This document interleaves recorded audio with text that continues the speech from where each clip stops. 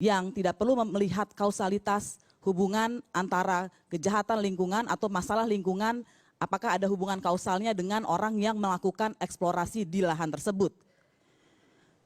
Omnibus Law melemahkannya dengan menghilangkan tanpa pembuktian unsur kesalahan.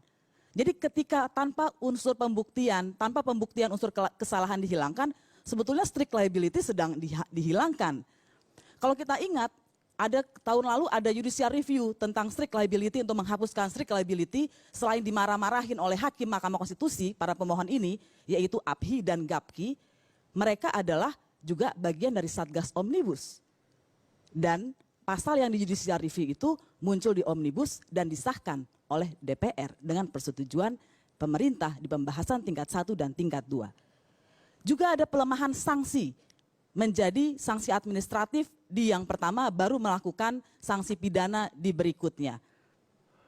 Silahkan Bapak-Bapak sekalian bertanya kepada Kementerian Lingkungan Hidup, berapa ribu sanksi administratif yang mereka sudah keluarkan, seberapa efektif itu, apakah karhutlah berhenti atau tetap terjadi dan tetap terjadi di lahan yang sama. Kemudian kita akan lihat peningkatan nilai tambah batu bara di salah satu pasal Omnibus. Perusahaan yang melakukan peningkatan nilai tambah batu bara akan mendapat pengenaan 0% royalti. Bagaimana pengaturannya? Tidak ada yang tahu. Bahkan DPR dan pemerintah juga tidak tahu. Kenapa? Karena akan diatur dengan peraturan pemerintah. Peraturan pemerintahnya belum ada. Peraturan pemerintahnya bisa berganti-ganti. Apakah ini adalah sebuah kepastian hukum? Pasti tidak. Begitu. Jadi ini saja sudah membantah alasan bahwa Omnibus Law itu untuk menghilangkan hiperregulasi. Kalau saya mau mensitir data Pusat Studi Hukum dan Kebijakan yang sangat luar biasa tentang hiperregulasi, betul ada hiperregulasi di Indonesia. Tetapi data PSHK 2014 hingga November 2019, kita masih ingat siapa yang menjabat sebagai presiden pada saat itu, karena saya tiba-tiba ketika mendapat undangan dari teman-teman di TV One ILC merasa kaget, oh baru 1 tahun ya, kok perasaan sudah lama banget ya, sudah banyak sekali yang terjadi. Gitu. Tapi saya juga ingat, oh mungkin lama karena ini sebetulnya tahun ke-6, bukan tahun ke-1. Dan konsolidasi politik tentu sangat berbeda di tahun pertama dan di tahun ke-6. Tapi kembali ke data PSHK, Undang-Undang 131, Peraturan Pemerintah 526, Peraturan Presiden 839, Peraturan Menteri 8648. Siapa kepala pemerintahan yang bisa membuat PP? Presiden.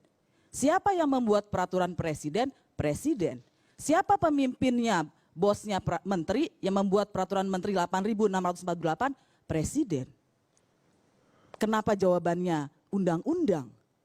Dan kenapa jawaban atas undang-undang itu juga kemudian memandatkan begitu banyak peraturan pelaksana? Apakah berarti betul permahannya soal itu? Soal investasi saya akan serahkan kepada ahlinya, ada Pak Rizal Ramli di sini, tetapi jangan-jangan bukan itu alasannya. Jangan-jangan alasannya untuk penambahan nilai tambah batu bara 0% karena anggota Satgas Omnibus Law yang salah satunya adalah Pak Airlangga Hartanto juga yang adalah Menteri dan Ketua Satgas Omnibus Law juga terkait dengan perusahaan tambang. Ada beberapa tim pemenang Pak Jokowi Ma'ruf Amin juga memiliki tambang dan juga masuk di dalam Satgas Omnibus Law. Apakah karena itu buruh dan petani dan jurnalis pun tidak bisa mencari naskah Omnibus Law? Karena naskah itu masih dibuat di tingkat pemerintah.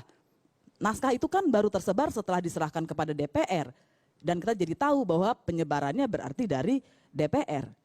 Kalau betul Omnibus Law untuk rakyat, mengapa rancangan undang-undang perlindungan pekerja rumah tangga 16 tahun tidak kunjung dibahas? Jangankan disahkan, dibahas saja tidak. Kalau benar undang-undang Omnibus Law Cipta Kerja untuk rakyat, mengapa RUU Masyarakat Adat 10 tahun tidak kunjung juga disahkan atau bahkan dibahas? Kita juga saya mencatat data YLBHI yang sangat terbatas, saya minta maaf, Januari hingga Agustus 2020 saja minimal ada 79 kasus agraria. Dan di dalamnya juga ada kriminalisasi masyarakat adat. Kalau kita betul-betul mau memajukan Indonesia yang mandiri secara ekonomi, kalau kita mau mengangkat harkat dan martabat rakyat Indonesia, masyarakat adat pasti ada di dalamnya. Mengapa masyarakat adat yang sudah ada sejak sebelum Indonesia merdeka, yang betul-betul mempertahankan kearifan lokalnya harus dikriminalisasi karena mengambil 1-2 ranting di tanah mereka yang kemudian dicuri oleh korporasi. Dan korporasinya dari asing. Dan mengapa undang-undang Omnibus Law dan mengapa undang-undang yang dibuat pemerintah dan DPR tidak menyasar hal-hal seperti itu, tapi memberikan royalti 0%.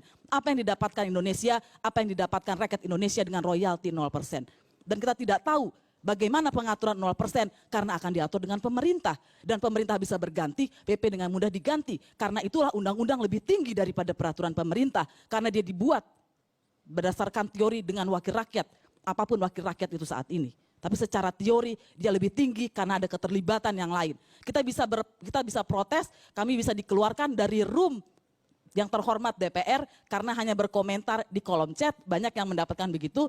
Kami harus mengikuti secara online dan mencari-cari seperti mencari harta karun dan baru dapat kira-kira sejam sebelum rapat Omnibus Law itu. Tetapi setidak-tidaknya terbuka untuk publik. Bagaimana dengan PP? Tidak ada yang tahu, tiba-tiba keluar. Mungkin beberapa orang bisa mendapatkan akses untuk melakukan pembahasan. Karena itulah undang-undang selalu lebih tinggi daripada peraturan pemerintah, persis karena dia bisa melibatkan wakil rakyat secara teorinya. Dan itu kemudian sebetulnya tidak ada di dalam undang-undang Omnibus Law. Karena ratusan dikembalikan lagi kepada peraturan pemerintah. Apakah ini menimbulkan kepastian hukum bagi investor? Ya enggak bakalan. Karena tidak ada di undang-undangnya, tidak bisa diketahui. Dan sesungguhnya ini tidak sungguh-sungguh betul-betul memberikan keuntungan bagi seluruh investor. Ini hanya memberikan investor yang bisa memiliki akses kepada kekuasaan siapapun yang sedang duduk di kekuasaan itu. Saya tidak sedang berbicara pada kekuasaan ini saja. Begitu. Nah, dengan hal-hal seperti ini yang lebih esensial jadi masuk akal bahwa ada berbagai persoalan di dalam perumusan RUU Omnibus Law. Saya banyak sekali mendengar kami di Fraksi Rakyat Indonesia dan di Koalisi Masyarakat Sipil mendata setidak-tidaknya ada 16 persoalan di proses pembentukan. Dan saya sering sekali mendengar alasan begini, kalian orang hukum ini prosedur formil banget ya, itu kan cuma bukan substansi. Coba bayangkan saya akan membuat sebuah dapur di sini dan bapak-bapak yang terhormat, ibu-ibu yang terhormat tidak bisa melihat makanan bagaimana cara mengolahnya. Dan di tengah COVID seperti sekarang, tidak ada yang menjamin bahwa saya tidak memasukkan sesuatu zat-zat yang bisa menimbulkan di piringnya misalnya. Dan bagaimana kalau itu diludahin? Bagaimana kalau keringat saya karena dapur pasti panas jatuh? Dan kemudian saya sajikan kepada semua orang di ruangan ini sebuah mie goreng yang sangat lezat. Tetapi di dalamnya sudah ada ludah dan keringat. Apakah Bapak Ibu yang terhormat mau memakannya? Pasti tidak. Itulah sebetulnya yang diatur dalam prosedur formil perundang-undangan untuk mencegah abuse of power di situ. Dan sebetulnya banyak persoalan pelanggaran-pelanggaran HAM, ada pelanggaran HAM yang berat, yang setidaknya belasan kasus yang tidak juga kunjung diselesaikan, padahal Pak Jokowi yang terhormat memasukkan itu di nawacita. Dan karena nawacita itulah banyak orang memilih beliau. Tetapi hingga 6 tahun ini tidak kunjung juga diselesaikan. Papua terus mengalami pengiriman militer dalam jumlah besar. Baru-baru saja akhir-akhir ini kita mendengar seorang pendeta mengalami dibunuh, tapi tidak ada yang saling melempar. Tidak ada akuntabilitas. Jadi di negara Indonesia orang bisa mati tanpa ada penjelasan ujungnya kenapa orang ini mati. Mulai dari Munir, Marsina, dan sampai sekarang pendeta dan juga tahun 2019 kami mencatat ada 50-an setidak-tidaknya dalam kapasitas kami yang terbatas mencatat orang yang meninggal hanya karena ikut aksi menyampaikan pendapat di muka umum. Dan 6.128 secara keseluruhan mengalami pelanggaran saat aksi. Bagaimana data 2020? Polri sendiri mengatakan ada 5.190 peserta aksi ditangkap. Yang tidak dikatakan adalah ada 28 jurnalis mengalami kekerasan. Masalahnya dari 5.198, apakah ada pengadilan terhadap 5.198? Tidak, karena sebagian besar dilepaskan. Hanya sekitar 30-an atau puluhan orang diajukan ke pengadilan. Orang Indonesia mungkin akan mengatakan, alhamdulillah syukurlah, puji Tuhan itu tidak masuk ke pengadilan. Tapi untuk negara hukum sebetulnya berarti orang ditangkap tanpa alat bukti yang cukup, 2 alat bukti yang cukup seperti yang dinyatakan oleh putusan MK. Dan karena itu tidak ada kasus yang berlanjut, itu adalah abuse of power. Dan penangkapan itu tidak hanya terjadi ketika aksi, tapi sebelum aksi. Kok orang bisa ditangkap sebelum aksi? Begitu ya. Dan ada juga banyak sekali orang mengalami kekerasan setelah ditangkap. Jadi kekerasan itu bukan untuk menangkap dia, tapi setelah itu diangkat. Yang sebetulnya saya mau katakan, banyak sekali kemudian, banyak disinformasi, banyak bantahan kepada orang-orang yang mencoba mendudukan persoalan di Indonesia ke dalam negara hukum, ke dalam koridor hak asasi manusia. Tapi saya mau ingatkan sekali lagi bahwa Indonesia masih diikat oleh konstitusi Undang-Undang Dasar 45 dan di pasal-pasal 1 dikatakan Indonesia adalah negara hukum. Dan Undang-Undang Dasar 1945 sebetulnya mengatakan negara hukum itu dilawankan dengan negara kekuasaan. Kita adalah Rekstad, bukan oleh Makstat. Jadi bukan saja makanan yang enak itu sudah tercemar dengan ludah dan keringat saya kalau tidak melalui sebuah prosedur formil, tetapi sesungguhnya ketika negara atau pemerintah tidak mau lagi mengikuti Rekstad, tidak lagi melakukan rule of law, tapi rule by law, regulasi untuk mengatur kekuasaan, jangan-jangan kita sudah ada di Makstat, negara kekuasaan. Terima kasih.